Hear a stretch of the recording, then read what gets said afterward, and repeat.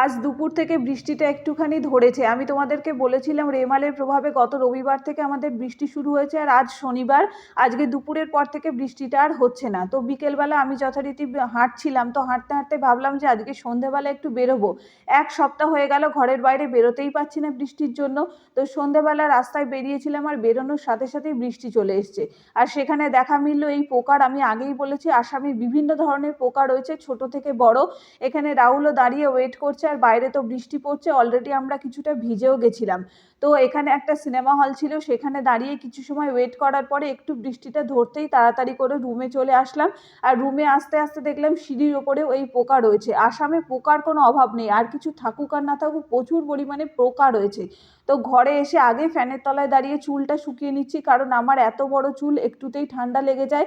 তো আজকের মিনি ব্লগটা কেমন লাগলো অবশ্যই জানিও, আর এইরকম মিনি ব্লগ দেখতে আমার চ্যানেলটাকে সাবস্ক্রাইব করে দিয়ে পাশে থেকো।